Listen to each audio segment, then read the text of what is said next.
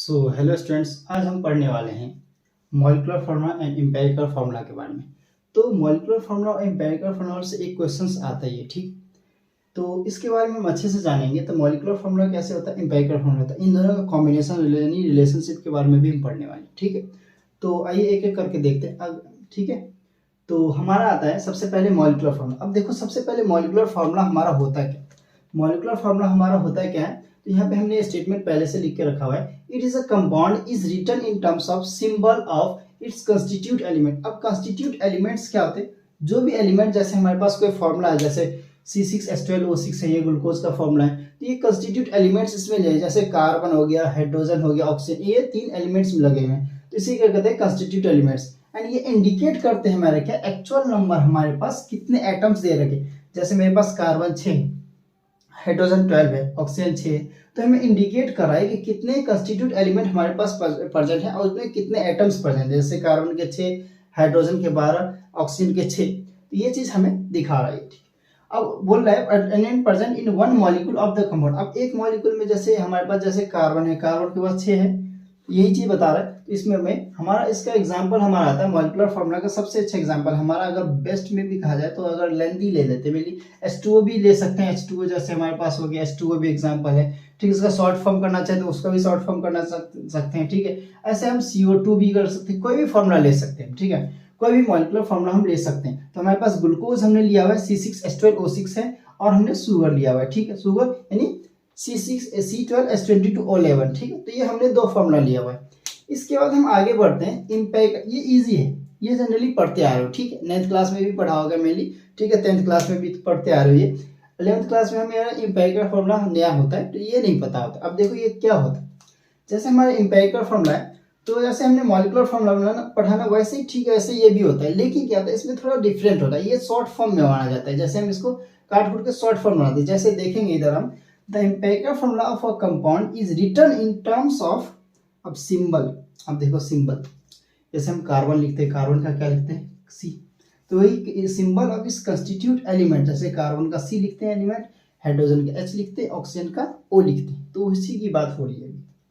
अब बोले ये इंडिकेट करता है हमारा क्या, अभी इम्पैक्ट फार्मूला की बात हो रही है। इम्पैक्ट फार्मूला इंडिकेट हमारा करता है सिंपलेस्ट रेशियो। इस पॉइंट पे ज्यादा ध्यान देना है हमें, सिंपलेस्ट रेशियो वाले पे, क्योंकि ये C6H12O6 है, जो कि ये सिंपलेस्ट फॉर्म में कन्वर्ट हो जाएगा। अभी हम बताएंगे कैसे। जैसे हमारे पास है, देख लो, अब सबका रेशियो में ले लेते हैं हम, 6:12:6। अब इसको सिंपलेस्ट फॉर्म में करो तो कैसे करेंगे, 6 2 12 1, ठीक है, 1 1। इसका रेशियो ले तो 1:2:1। अब ये देखो सिंपलेस्ट रेशियो। अगर फॉर्मूला देखे तो क्या आ गया, कार्बन, ठीक है, यहाँ पे आ गया कार्बन, और ये हाइड्रोजन, फिर ऑक्सीजन। अब देखो क्या आ गया इसका फॉर्मूला देखे तो हमारे पास आ गया CH2O। तो ये हो गया क्या, हमारा ये सिंपलेस्ट फॉर्म है इसका। ये हमारा ग्लूकोज का इम्पैक्ट फार्मूला सिंपलेस्ट रेशियो है हमारा। तो यही चीज को कहा गया, तो हमारे सिंपलेस्ट रेशियो में कन्वर्ट कर देता है इसको, ठीक है। अब बोल रहा है of the constitute element present in one molecule. अब एक मॉलिक्यूल के हिसाब, जैसे मेरे पास कार्बन के 6 मॉलिक्यूल। अब जरूरी नहीं है जिसमें हो रहा है, अब देखो नीचे वाले में हो ही नहीं रहा। क्यों नहीं हो रहा, क्योंकि अगर एक साथ अगर 3 एलिमेंट लिए ना, तो तीनों के तीनों होने चाहिए। अगर इनमें से कोई एक नहीं होगा ना, तो उसको हम सिंपलेस्ट फॉर्म में कन्वर्ट कर ही नहीं सकते, ठीक है। जैसे हमारे पास यहाँ देखो 12:22 और 11। अब देखो इसको 2 से कर सकते हैं, लेकिन इसको कर सकते हैं, 12 को नहीं कर सकते। तो इसको हम एज इट इज छोड़ देते हैं, और एज इट इज इसका फॉर्मूला C12H22O11 ही रहने देते हैं। तो ये चेंज नहीं होने वाला ऐसे। जैसे अगर हम मान लें H2O है मेरे पास, H2O, इसका रेशियो हमारे पास कितना आ गया, 2। ऑक्सीजन कितना आ गया हमारे पास, 1। तो 2:1, ठीक है। 2:1 आ गया हमारे पास, ठीक। H2O में ऐसे कन्वर्ट होता है, मैंने इसे ऐसे करके देखा जाता है, ठीक है। तो देखो इसका आगे करते हैं convert, the constitute element present in one. अब इसमें भी एक मॉलिक्यूल की प्रेजेंट की, तो ऐसे हम देखते हैं। कोई भी मॉलिक्यूल हम उठा के देखें ना, तो ऐसे ही बन सकता है कुछ। अभी हम क्वेश्चन से रिलेटेड करेंगे ना, इन दोनों का रिलेशनशिप का एक फॉर्मूला बनाते हैं। उस फॉर्मूले के को क्वेश्चन, एक क्वेश्चन लेंगे हम, क्वेश्चन में उस फॉर्मूले को पुटअप करके हम पहले इम्पैक्ट फार्मूला निकालेंगे, फिर मॉलिक्यूलर फार्मूला लेंगे। इम्पैक्ट फार्मूला में एक एक क्वेश्चन बताने वाला हूँ। जैसे मेरे पास अब C6H12O6 है, तो मेरे पास कार्बन का परसेंटेज दिया रहेगा, कितना परसेंट ऑफ कार्बन है, कितना मेरे पास हाइड्रोजन है, कितना ऑक्सीजन है। कोई भी एलिमेंट हमारे पास, जैसे मेरे पास CHCl3 बनाना हो या कोई भी एलिमेंट बना, तो मेरे पास कार्बन, हाइड्रोजन, क्लोरीन कुछ भी दे सकता है। अब क्वेश्चंस में हमारे पास देखेंगे क्वेश्चन में क्या क्या दे रखा है, उसी के बेसिस पे हम सब कुछ करने वाले हैं, ठीक है। तो आई थिंक इसको नोट करना है तो नोट डाउन कर लो अच्छे से, ठीक है।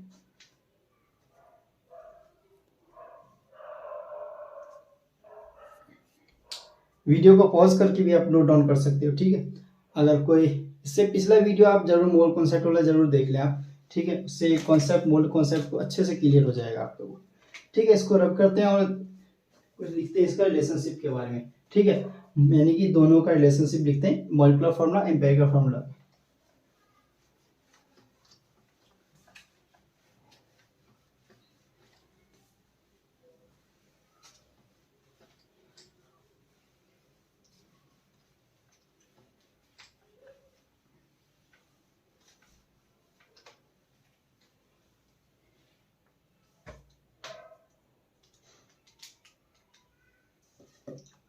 तो इसके रिलेशनशिप के बारे में लिखते हैं, रिलेशनशिप बिटवीन, लिख देते हैं यहाँ पे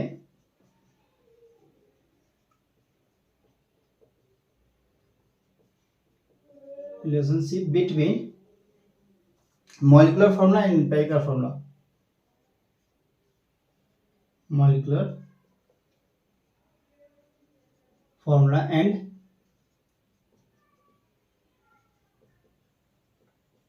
एम्पिरिकल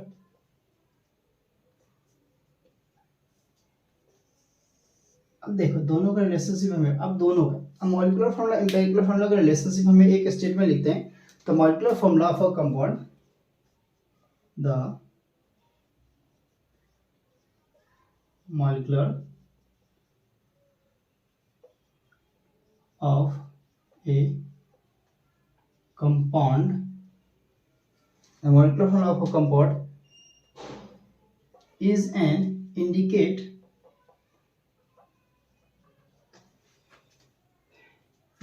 की जगह integral multiple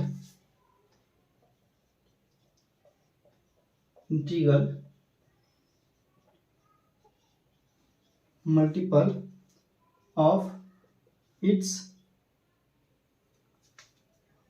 the molecular formula of a compound is an integral multiple of its empirical formula.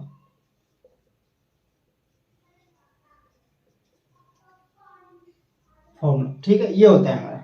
अब देखो इसका फॉर्मूला लिखते हैं, क्या होता है formula, molecular formula MOLE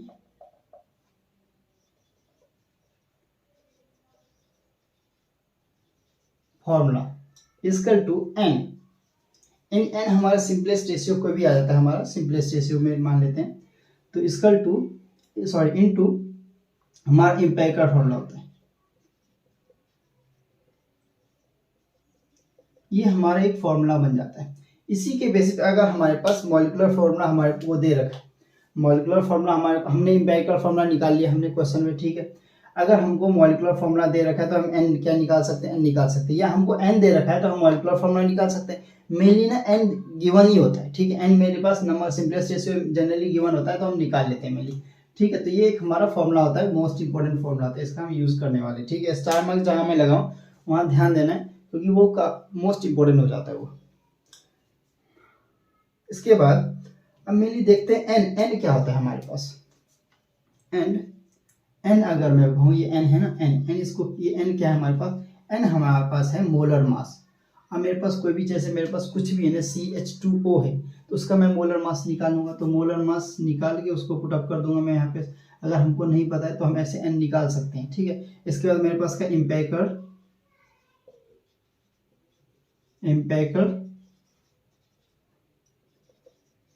formula mass, ठीक है। एम्पिरिकल फॉर्मूला आप देखो, अब मैंने CH2O बोला, CH2O, ठीक है। इसकी जगह हमारे पास अब CH2 की जगह कुछ और भी हो सकता है, अगर एम्पिरिकल फॉर्मूला भी हमारे पास कुछ हो सकता है, अच्छे से समझ आएगा, लेकिन अभी हम क्वेश्चंस करेंगे ना तो और अच्छे से समझ आएगा। तो एक हमारा फॉर्मूला ये भी बन जाता है। अब देखो ये फॉर्मूला है तभी ये फॉर्मूला है, ठीक है। याद रखना कि दोनों फॉर्मूले को हमें याद रखना जरूरी है। अब इनसे रिजल्ट क्या मिलता है मेनली, अगर मैं कहूँ तो ये दोनों हमारा ना relationship between molecular formula and empirical formula का रिजल्ट, यानी रिजल्ट एक फाइनल कंक्लूजन क्या निकलता है। तो कंक्लूजन हम लिखते हैं इसका फाइनल कंक्लूजन क्या निकलता है। तो कंक्लूजन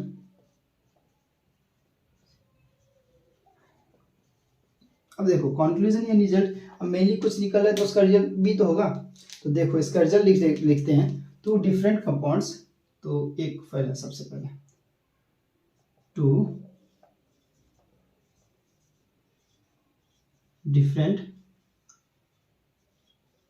कंपाउंड्स, इसको नोट डाउन करना है, कर सकते हो ऊपर से।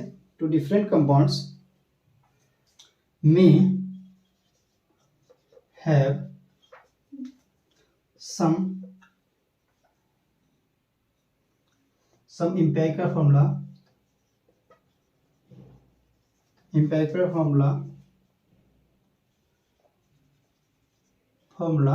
but their molecular formula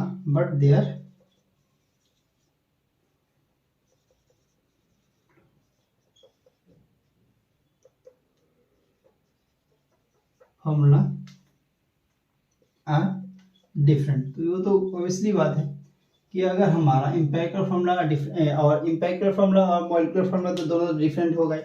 जैसे हम मॉलिक्यूलर मास भी निकाल, अब देखो इम्पेरिकल फॉर्मूला का भी मास नंबर निकालने था, मॉलिक्यूलर मोलर मास भी निकालने किसका, अगर मेरे पास कोई और मेरे पास कंपाउंड दे रखा है उसका, ठीक है। तो इसमें कह रखा है सबसे पहले जब में, अब दोनों हैं यानी कि टू डिफरेंट कंपाउंड्स, यानी कि दो डिफरेंट कंपाउंड्स किसकी बात कर, एक मॉलिक्यूलर फॉर्मूला एक इम्पेरिकल फॉर्मूला की बात कर रहा है। तो बोल रहा है कि कभी काल ज्यादातर, तो अब कभी काल क्या होता है, सेम भी हो सकता है, कभी काल डिफरेंट भी हो सकता है। तो बोला है तो टू डिफरेंट कंपाउंड्स में have empirical formula but molecular formula are different. जैसे हमने शुगर का देखा था, शुगर में क्या था C12H10O11, और उसमें क्या हो सकता है, उसमें हमारा सेम भी सेम था उसमें, लेकिन ग्लूकोज में हमारा दोनों से अलग था। कौन सा, मॉलिक्यूलर फॉर्मूला अलग था, इम्पेरिकल फॉर्मूला सेम अलग था। लेकिन क्या होता है शुगर वाले केस में हमारा इम्पेरिकल और मॉलिक्यूलर फॉर्मूला दोनों सेम था, तो इसी को कहा गया यहाँ पे। इसके बाद दूसरा है, अगर मेरे पास n यानी मेरे पास अगर सिंपलेस्ट रेशियो 1 रहेगा तो क्या होगा, देखो 1 रहेगा तो 1 से इंटू करेंगे तो एज इट इज निकलेगा। एज इट इज निकलने का मतलब है इम्पेरिकल फॉर्मूला और मेरे पास मॉलिक्यूलर फॉर्मूला दोनों सेम रह जाएगा,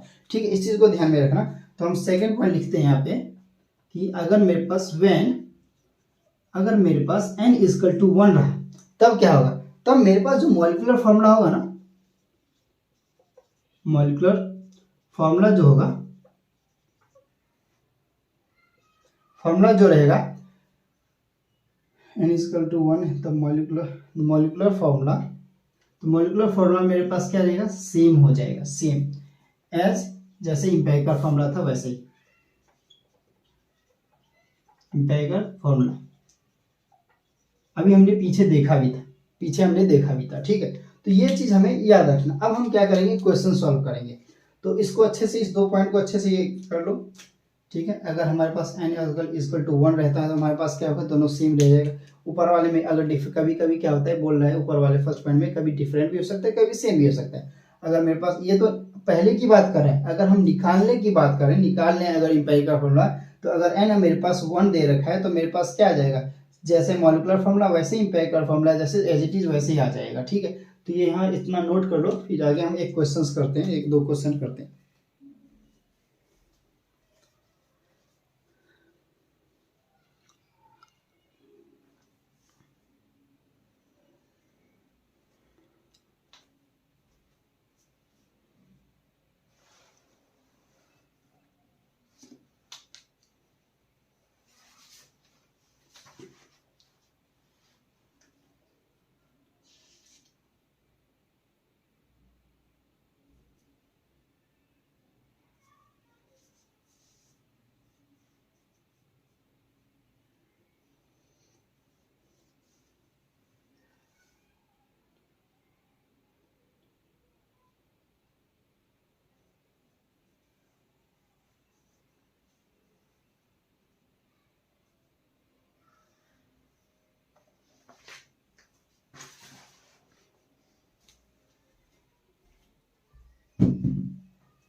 तो आई थिंक आप लोगों ने उतार लिया होगा, नोट डाउन कर लिया होगा।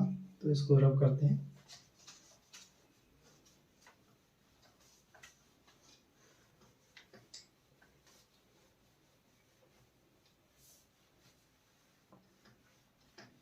अब क्वेश्चन नोट डाउन करते हैं, एक से हम दो क्वेश्चन एटलीस्ट हम करेंगे, ठीक है। जिससे आपका अगर एक क्वेश्चन फर्स्ट क्वेश्चन में अगर कुछ कॉन्सेप्ट रह जाता है तो सेकंड क्वेश्चन में एटलीस्ट कॉन्सेप्ट आपका क्लियर हो जाए। ठीक है, एटलीस्ट दो क्वेश्चन हम करने वाले हैं।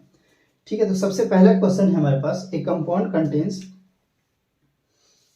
First a compound contains 4.07% of hydrogen.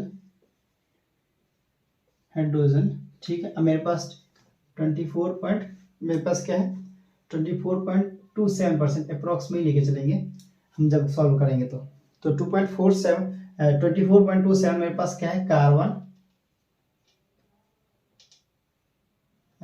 Percentage of carbon and मेरे पास क्या है फिर 71.5% मेरे पास 71.65% मेरे पास क्या है क्लोरीन।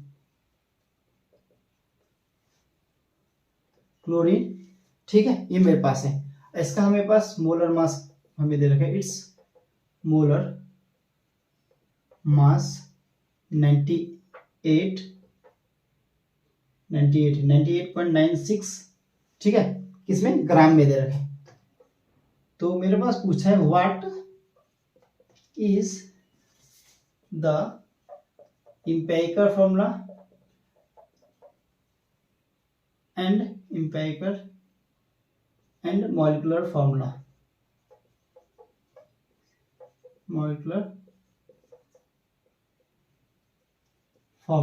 तो ये चीज मेरे को ढूंढना है। ठीक है, तो हमें empirical formula, दो चीज ढूंढना है, molecular formula, empirical formula, ये चीज याद रखना, क्वेश्चन मार्क।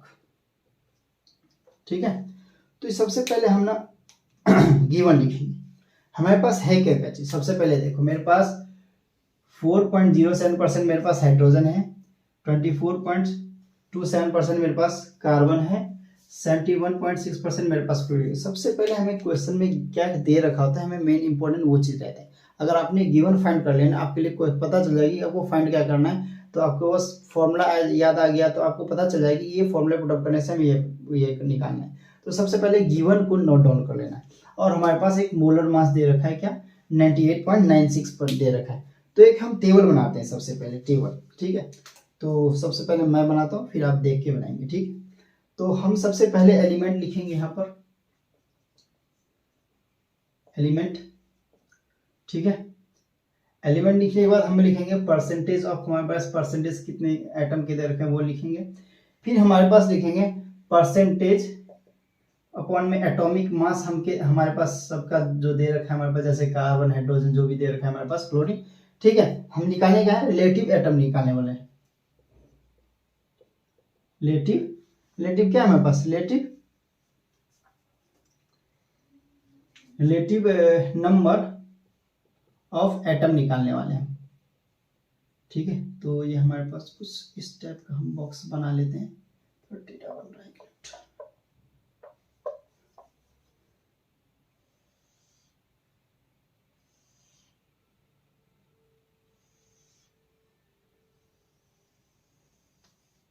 ठीक है, नीचे से भी खींचेंगे, पहले लिख देते हैं। तो ये हो गया हमारे पास। इसके बाद हम बनाते हैं क्या, अब हमें लिखना है कि हमारे पास relative number of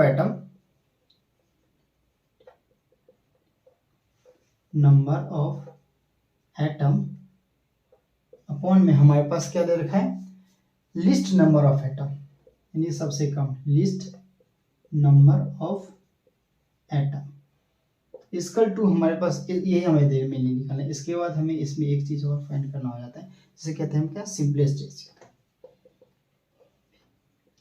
simplest ratio, जिसे हम एन से डिनोट कर लेते हैं। हम लाइन खींचते हैं, एक मिनट, ये हो गया। मेरे पास देख क्या रखा है सबसे पहले। ठीक है, मेरे पास देख क्या रखा है सबसे पहले ये देखते हैं। तो हमारे पास दे रखा है क्या, सबसे पहले ऊपर से लिख लेते हैं, पहले कार्बन को लिखना सही रहेगा। तो कार्बन, हाइड्रोजन और मेरे पास क्या क्लोरीन। ठीक है, इसको बॉक्स बना लेते हैं। स्पेस नीचे हमें चाहिए ना, क्वेश्चन को सॉल्व करना है ना पूरा हमें, तो स्पेस चाहिए। ठीक है, इसको अलग करना चाहे तो अलग भी कर सकते हैं, ऐसे करके। इजीली समझ आ जाएगा ना इससे। अब क्वेश्चन सॉल्व करते हैं। मेरे पास कार्बन कितना दे रखा है 24.27, ठीक है, वो भी परसेंटेज के फॉर्म में लिख लेते हैं 24.27% के फॉर्म में। हाइड्रोजन 4.07% के फॉर्म में। क्लोरीन 71.65% के फॉर्म में। अब बोल रहा है एटॉमिक मास कितना होता है। मेरे पास 24.27 मैंने ले लिया, अप्रोक्स अगर मान के चले तो 24 ले सकते हैं, मान लेते, ठीक है। कार्बन का हमारे पास एटॉमिक मास कितना आ गया, तो हमारा एटॉमिक मास होता है इसका 12, 4.07, इसका हमारे पास कितना होता है, इसका तो 1 का 1 ही होता है, ठीक है। और क्लोरीन का 71.65 है, इसका आएगा 35.5, इसका निकालो, अप्रोक्स 2 के करीब आता है, ठीक है। अगर अप्रोक्स 2.7 है तो 2.02 के करीब मान लेते हैं। इसका हमारे पास 4.07 ही मान के चलते हैं। इसका हमारे पास कितना 35 है, 35 तो हमारे पास एटलीस्ट 2.02 के मान ले चलते, इसको भी हमने माना है ना, तो इसको इजी पड़ जाएगा हमें इससे। अब देखो ये हमें आ गया। अब बोला है relative number of atom, relative number of atom हमने कहाँ निकाला, ये निकाला हमने, तो डाल देते हैं 2.02, ठीक है। अपॉन में बोला है लिस्ट नंबर ऑफ एटम, तो लिस्ट हमारे पास कौन सा है 2.02 ही लिस्ट है हमारे पास, तो इसी को डाल देते हैं 2.02 इक्वल टू, ठीक है। इसके बाद 4.07 अपॉन में 2.02 अप्रोक्स करके निकाल लेंगे, ठीक है। इसके बाद हमारे पास आ गया ये 2.02 अपॉन में हमारे पास क्या आ गया 2.02, तो इसका तो ठीक है 1 ही आएगा, इसका हम 2 मान लेते हैं, 2 अप्रोक्स 2 मान लेते हैं, अप्रोक्स मान लेते हैं, अप्रोक्स लिख लेना, ठीक है। इसका हम 1 मान लेते हैं, तो हमारा ये आ गया 1 to 1। अब हमारा सिंपलेस्ट रेशियो भी हम क्या मान लेते हैं 1 to 1 ही मान लिया हमने, ठीक है। ये हो गया हमारा सिंपलेस्ट रेशियो। अब इसके बाद आता है, हमने एम्पिरिकल फॉर्मूला लिख लेते हैं हम। हमारे पास एम्पिरिकल फॉर्मूला क्या है हमारे पास, कार्बन 1, हाइड्रोजन 2, क्लोरीन 1, ठीक है। तो लिख लो क्या हो जाएगा, फॉर्मूला ऑफ कंपाउंड मेरे पास CH2Cl, थोड़ा डिस्टेंस भी हो गया, CH2Cl, ये हमारे पास क्या आ गया, ये हमारा क्या है एम्पिरिकल फॉर्मूला, ये हमने निकाल लिया। अब हमारे पास क्या है मोलर मास, तो हमारे पास गिवन है, मोलर मास हमारे पास गिवन है, लेकिन हमको निकालना क्या है, मोलर मास हमारे पास गिवन है, एम्पिरिकल फॉर्मूला हमने निकाल लिया, ठीक है। एम्पिरिकल फॉर्मूला हमने निकाल लिया, अब मोलर मास हम जो हमारे पास गिवन है, तो नेक्स्ट हमने क्या करते हैं, मोलर मास हमारे पास गिवन है, तो हम अब क्या करते हैं मॉलिक्यूलर फॉर्मूला निकाल लेते हैं, ठीक है। सबसे पहले गिवन वाले मोलर मास हमारे पास लिख लेते हैं इधर, मोलर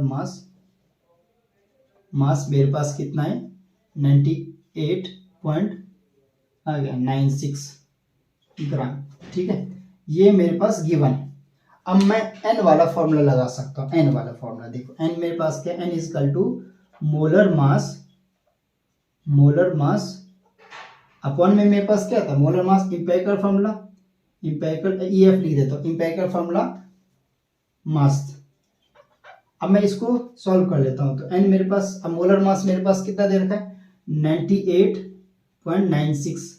अब देखो अब मेरे पास क्या दे रखा है एम्पिरिकल फॉर्मूला का मास, तो मैं यहाँ से निकाल सकता हूँ एम्पिरिकल फॉर्मूला का मास। मेरे पास क्या है, यहाँ से देख लो, carbon plus hydrogen into 2 plus chlorine, तो मेरे पास क्या हो गया, तो मेरे पास हो गया 12 प्लस 2 प्लस 35.5, ठीक है। अगर ओवरऑल कैलकुलेट करें तो हमारे पास कितना आता है 49.5 के करीब आता है, इतना हमारे पास आता है। तो यहाँ पे हम लिखते हैं क्या 49.5, अप्रोक्स अगर काटे ना तो हमारे पास 2 आता है, वो भी अप्रोक्स की फॉर्म में, 2 मान लेते हैं, ठीक है, 2 मान लेते हैं अप्रोक्स, लाइन खींच देते हैं, इधर हम करने वाले हैं इधर से इधर, ठीक है। अप्रोक्स आप इसके नीचे कर सकते हो, ठीक है, मैं हमारे पास स्पेस नहीं है तो यहाँ कर लेते हैं, ठीक। अब मेरे पास क्या मैंने निकाल लिया ये, टू मेरे पास क्या आ गया, सिंपलेस्ट रेशियो, मतलब अगर मैं बोलूँ तो वहाँ का सिंपलेस्ट रेशियो नहीं, इधर वाला हमारे जो चाहिए था। यहाँ पे अगर तुम्हें कन्फ्यूजन हो रही थी, मैं ये एन मिटा देता हूँ, ठीक है।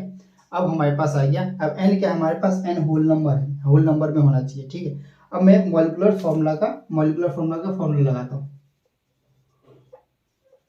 मॉलिक्यूलर फार्मूला इसका टू मेरे पास कितना दे रखा है, एन इंटू इम्पेरिकल फार्मूला, ठीक है। ये मेरे पास दे रखा है एन इंटू इम्पेरिकल फार्मूला। अब मैं मेरे पास एन कितना हो गया, मेरे पास एन मेरे पास दो दे रखा है। इम्पेरिकल फार्मूला ये रही तुम्हारे पास, CH2Cl लगाओगे, इसको मल्टीप्लाई कर दो, हर एक कार्बन के साथ, एक बार हाइड्रोजन के साथ, एक बार क्लोरीन के साथ मल्टीप्लाई कर दो, तो क्या आ जाएगा, C2H12Cl2, ये मेरे पास आ गया, ठीक है। एक मिनट, 2 2 जा 4 होता है, 12 नहीं होता। C2H4Cl2, तो ये मेरे पास क्या आ गया, मॉलिक्यूलर फार्मूला फाइनली आ गया मेरे पास, क्या मॉलिक्यूलर फार्मूला आ गया ये, ठीक है। तो ये मेरे पास फाइनली मॉलिक्यूलर फार्मूला आ गया। तो ऐसे करके निकालते हैं। आप सबसे पहले ये बॉक्स याद करने के लिए, सबसे पहले हम एलिमेंट डालते हैं। अब हमें एलिमेंट का कितना परसेंटेज दे रखा है वो, इसके बाद हम परसेंटेज जितना दे रखा है वो ठीक है, लेकिन एटॉमिक मास के साथ उसको हम डिवाइड करते हैं, डिवाइड करके हमें निकलता है क्या है, उसको कहते हैं रिलेटिव नंबर ऑफ एटम, क्या देते हैं, वही रिलेटिव नंबर ऑफ एटम को हम लिस्ट नंबर ऑफ एटम के साथ क्या करते हैं, फिर डिवाइड करते हैं, डिवाइड करके हम क्या निकाल लेते हैं, अपना सिंपलेस्ट रेशियो निकाल लेते हैं, सिंपलेस्ट रेशियो निकाल लेते हैं, ठीक है। अब हम आते हैं, हमने इससे सिंपलेस्ट रेशियो निकाल के हमने क्या किया, अपना इम्पेरिकल फार्मूला निकाल लिया। इम्पेरिकल फार्मूला निकाल लिया तो हमने इसका इम्पेरिकल फार्मूला का मोलर मास, मोलर मास हमारे इम्पेरिकल फार्मूला का मास निकाल लेते हैं। अब मोलर मास हमें गिवन दे रखा है तो ठीक है, तो हम क्या करते हैं, इधर ये फार्मूला लगा के हम इसका होल नंबर जो है ना, एन नंबर हम निकाल लेते हैं, कितने मॉलिक्यूल्स होंगे हमारे पास, यानी कितने एटम्स हैं हमारे पास पर, तो हम इसमें पुटअप करके ये निकाल लेते हैं हम, क्या मॉलिक्यूलर फार्मूला, ठीक है। चलो नोट डाउन कर लो आप लोग।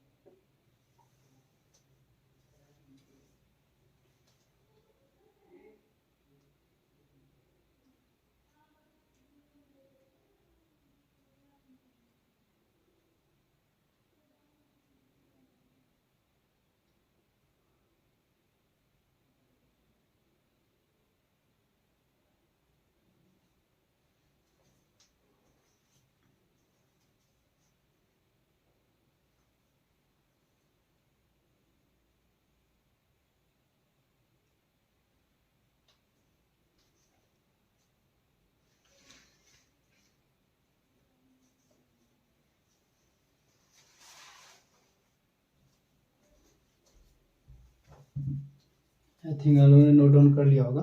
तो हम लोग करते हैं, मैं क्वेश्चन मिटा रहा हूँ, ठीक है, ऊपर, और मैं ये नहीं मिटाने वाला हूँ, फिर मैं ये रब कर दूंगा, इसके बाद हम नीचे कर सकते हैं,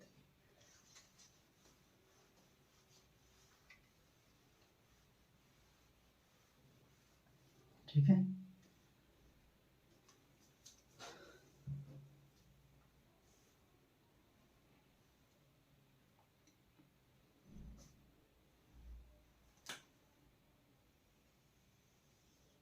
तो मैं लिख रहा हूँ, एक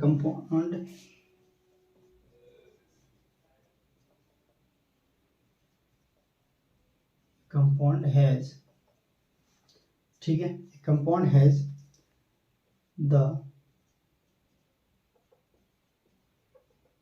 मैं एनसीईआरटी का क्वेश्चन ले रहा हूँ, आप भी ले सकते हो, ये भी हमारा भी जो कि हमने एनसीईआरटी का क्वेश्चन था ये, ठीक है। और ये भी जो करा रहा हूँ ये शायद एनसीईआरटी का नहीं है। कंपाउंड हैज, मैं अपने तरफ से ले, compound has the composition calcium मेरे पास कितना है, 40% मैं ले लेता हूँ, ठीक है। और मेरे पास इसके बाद मैं ऐसे इक्वल टू करके ले लेता हूँ, मेरे पास कार्बन कितना है, 12% है, और एंड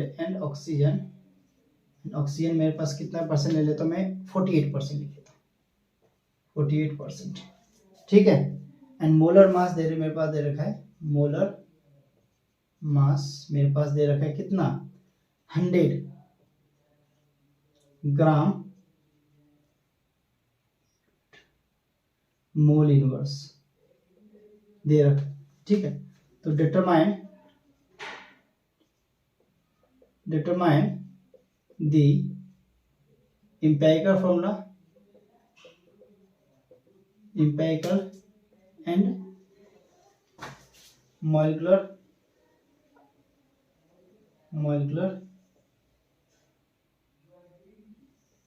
फॉर्मूला, ठीक है। तो ये ढूंढो। अब मैं एक काम करता हूँ, ये आप क्वेश्चन खुद से कर दो, वीडियो को पॉज कर दो, ये खुद से करने की कोशिश करो। मैं नीचे का रवा ऑन करता हूँ।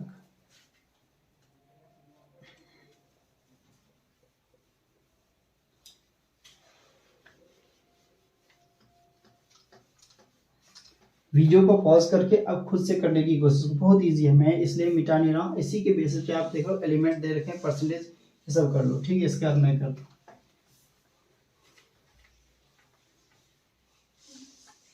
तो आप वीडियो को पॉज कर दें, आप पॉज करके खुद से एक बार ट्राई करने की कोशिश करें। अगर कुछ गलती होती तो अभी हम करने वाले हैं, तो उसमें आप देख के आपको सही कर सकते हैं, ठीक है। तो खुद से कैलकुलेट करें वीडियो को पॉज करके।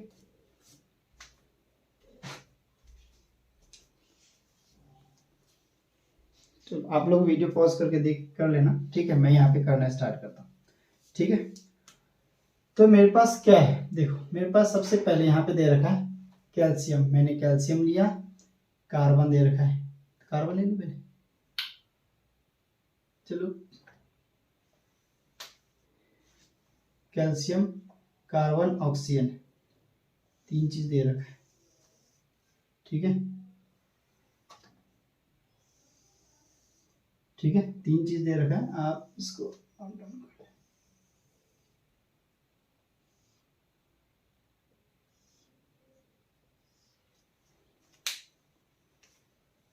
तो मेरे पास कैल्शियम 40%, कार्बन 12%, ऑक्सीजन 48%। एक काम करो, मेरे पास 40% क्या दे रखा है, 40% मेरे पास कैल्शियम है। इसका एटॉमिक मास कितना हो जाएगा, मेरे पास कैल्शियम का 40 ही होता है, ठीक है। तो कैंसिल करके 1 आ गया। कार्बन का 12 होता है, कैंसिल कर कार्बन का 12 तो 1 ही आ गया। ऑक्सीजन का 48, मेरे पास देख कितना रखा है, ऑक्सीजन का होता है कितना है 16, इसमें कितना आ जाएगा 3 वाला 48 आ गया, ठीक है।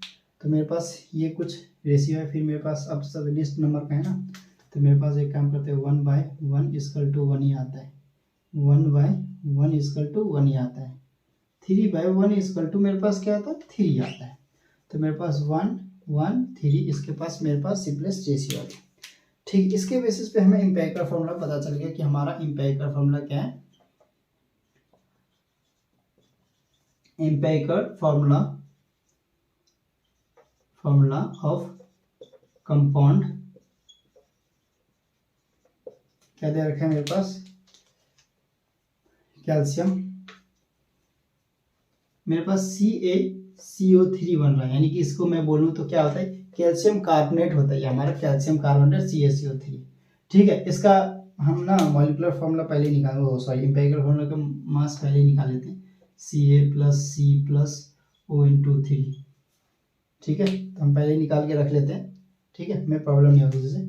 तो मेरे पास 40 + 12 + 48 कितना हो गया टोटल हमारे पास 40 हो जाएगा 50 100, ठीक है, 100 आ गया हमारे पास। अब हमारे पास क्या है, हमारे पास मोलर मास हमारे पास दे रखा है, ये सब तो गिवन था ना हमारे पास। तो मोलर मास तो मेरे पास दे रखा है, मोलर मास मेरे पास 100 ग्राम मोल इनवर्स मेरे पास दे रखे। अब मेरे पास क्या आएगा, एन का फॉर्मूला लगाऊंगा मैं, n equal to molar mass upon में क्या मेरे पास empirical formula mass, n equal to, मैंने मोलर मास हमारे पास कितना है 100, ये भी मेरे पास 100, दोनों कैंसिल होके मेरे पास कितना है 1 आ गया, सीधी 1 आ गया, सीधा सीधा 1 आ गया। तो n इक्वल टू मेरे पास 1 आ गया, ठीक है। अब मैं क्या करूँगा, मैं मॉलिक्यूलर फार्मूला का फॉर्मूला लगाऊंगा MF, मॉलिक्यूलर फार्मूला इसको N into EF, short form लिख रहा हूँ MF यानी मॉलिक्यूलर फार्मूला, EF यानी एम्पिरिकल फार्मूला। अब मेरे पास क्या है, मैं आंसर यहाँ पे पुट अप करूँगा, मतलब सॉल्यूशन। तो मेरे पास N क्या दे रखा है 1, और ये मेरे पास क्या दे रखा है CaCO3। मैं 1 से इंटू करूँ तो एज इट इज आ जाएगा, तो CaCO3 एज इट इज। अब देखो कंक्लूजन हमने रिजल्ट जो लिखा था ना वो यहाँ पे प्रूव हो रहा है, ठीक है। N इक्वल टू अगर 1 रहेगा तो क्या होगा, बोला था ना जो हमारा एम्पिरिकल फार्मूला हो जाएगा मॉलिक्यूलर फार्मूला भी एज इट इज वही आ जाएगा। तो ये हमारा MF हो गया, हमारा ये क्या आ गया MF आ गया, ठीक है। तो ये होता है हमारा फाइनल क्वेश्चन। एनसीईआरटी में ऐसे क्वेश्चन हमारे पास दे रखे हैं, ठीक है। आप देख सकते हैं हमारे पास 1.8 क्वेश्चन है, आई थिंक हमारे पास एक्सरसाइज में दे रखे हैं या प्रॉब्लम में दे रखे हैं, आप देख लेना। एनसीईआरटी में हमें दे रखा है चैप्टर 1 में 1.8 क्वेश्चन जो भी है, ठीक है। तो आप कर सकते हो एज इट इज ऐसे ये क्वेश्चन, ठीक है। अब नेक्स्ट लेक्चर हमारा किस चीज़ का होगा आप हमें कमेंट में जरूर बताएं। फर्स्ट चैप्टर कर रहे हैं बेसिक कॉन्सेप्ट्स ऑफ केमिस्ट्री के बारे में पढ़ रहे हैं अभी हम, बेसिक कॉन्सेप्ट्स ऑफ केमिस्ट्री यानी फर्स्ट चैप्टर जिसमें मोल कॉन्सेप्ट हमने पढ़ा था सबसे पहले। अगर मोल कॉन्सेप्ट का आप लोगों ने लेक्चर नहीं देखा तो डिस्क्रिप्शन में लिंक दे रखा है, ठीक है। तो वहाँ पे आप जाके देख सकते हैं, ठीक है। डिस्क्रिप्शन में लिंक दे रखे हैं नीचे की तरफ, तो वहाँ पे जाके आप क्लिक करके देख सकते हैं, ठीक है। हमें 1.5 घंटे का लेक्चर है, यानी कि 1 घंटे 30 मिनट का लेक्चर है और सब कुछ अच्छे से समझा रखा है। उस लेक्चर को 9th क्लास के भी स्टूडेंट, 10th के भी, 11th के, 12th के सारे स्टूडेंट देख सकते हैं, ठीक है। क्योंकि पूरे बेसिक से समझाया है एक एक कॉन्सेप्ट के साथ, और एक एक क्वेश्चन इजी लेके चले। हमने मोल से शुरुआत की है और हमने मोलैरिटी, मोलैलिटी, मोल फ्रैक्शन सारे कर रखे हैं हमने, ठीक है। तो इसको अच्छे से देखना, ठीक है। और आज के लिए बस इतना ही रखते हैं, तब तक के लिए thank you and good bye.